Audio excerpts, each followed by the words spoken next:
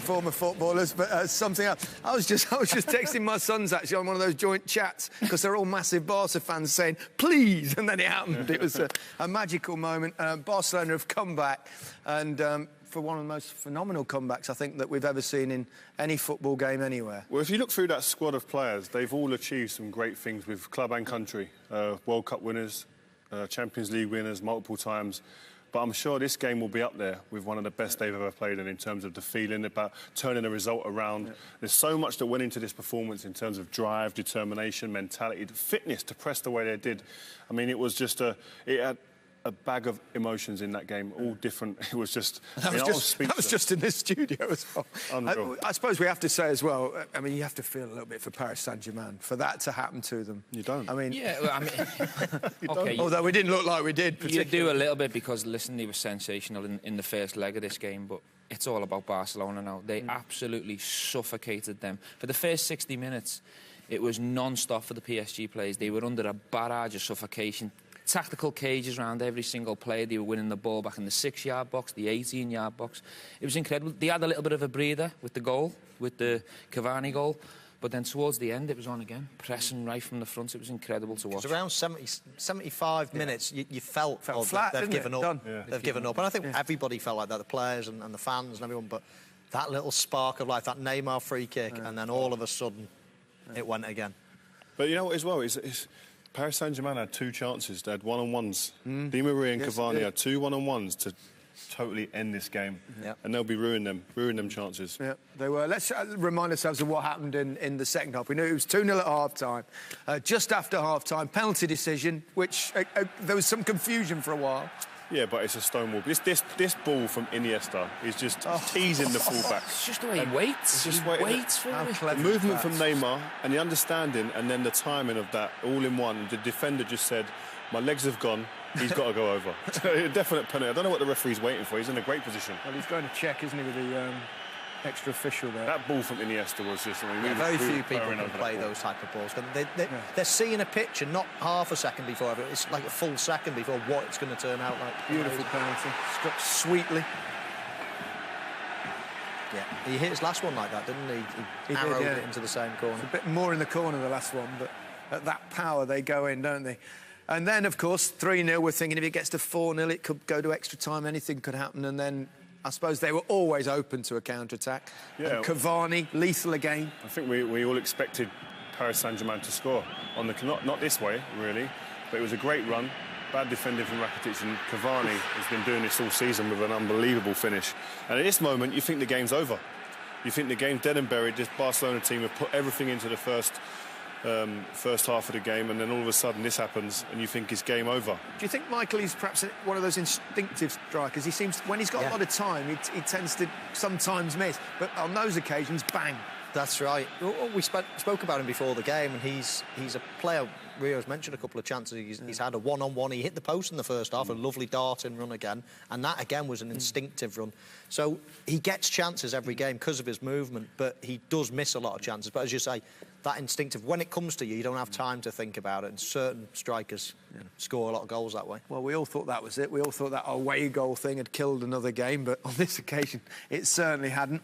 And along came Neymar, who was superb throughout, wasn't he, with this... He was the best player on the pitch, this guy. I mean, he's the heir to the throne now when these guys, Ronaldo and Messi, go. That was ridiculous. From where it is on the pitch, he's got no right to even take that on. Every other player really is crossing that ball. And where he's put that, there's no chance for any keeper. He could have had 2 in there. They're not getting that. But, I mean, even after this free kick, you're still thinking there's not going to be enough time for it to happen. I mean, it was a sensational free kick, fair play. But then another penalty. Let's have a look at the decision first and foremost before we see, well, Neymar stepping forward, the man in form, the man in the moment, despite Messi knocking one in earlier. What do you think? It's a great ball over the top, and I think what the defender does is he gives the referee a decision. The contact is minimal. He's clever there, Suarez, isn't he? That's what type of player Suarez is. If you show him one little bit of weakness, he's going to pounce. Yeah.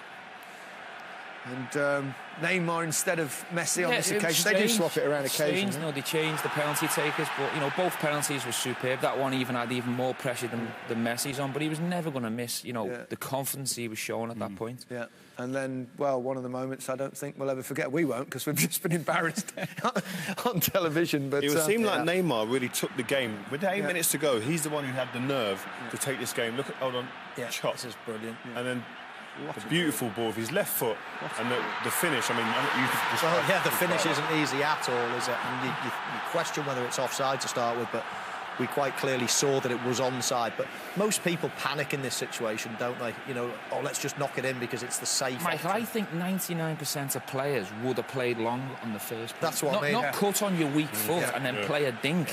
Yeah. You can't. It's when you say weak, you mean weaker. Weaker, in his situation, weaker, but. I think 99% of players just lob that into the box at the first occasion and panic. What they're doing there is passing on responsibility as well. Neymar took responsibility, took hold of this game with 8 minutes to go and said, listen, I'm going to do something special each time I get it to actually drag us back into the scenes. Enrique, so much stick they got after that first game. What a comeback. Look at the emotions. Imagine emotions as well as Emery on the other side of the He doesn't look tired to me. No. He doesn't look tired to me. No, he looks full of beans, doesn't he? Imagine being in the PSG change room now. No. How do you and look at Emery as well, who's put that tactical thing where they played really deep. That's going to look bad on him now. I mean, it's fine if they'd have gone through with that away goal, but now you could see the deflation in his face at the end. He's a tactical genius, isn't he? If they go through and they've played defensively, everyone says he's a tactical genius. Now they've played defensively, they've put every man behind the ball, as we highlighted in the first half.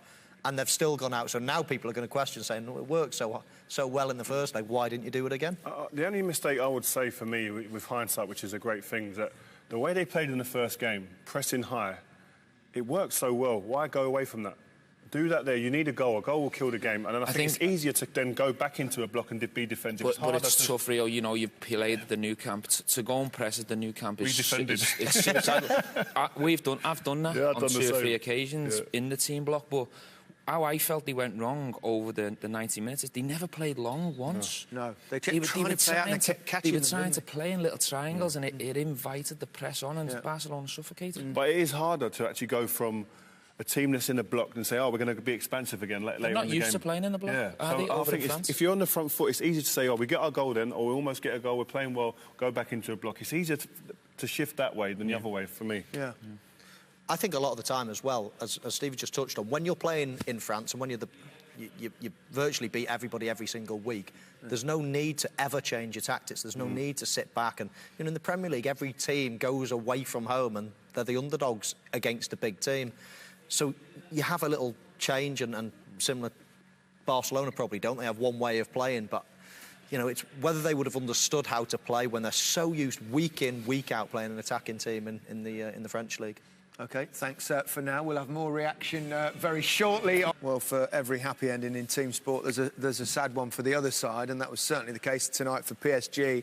But in many ways, they got themselves to blame. They had their chances, didn't they, in the second half when it was to put it out of reach of Barcelona. Yeah, and Michael mentioned before Cavani, but he's a great striker. But the easier chances, this isn't easy. This is a great run. This is more instinctive. Yeah. This is a difficult finish. Yeah.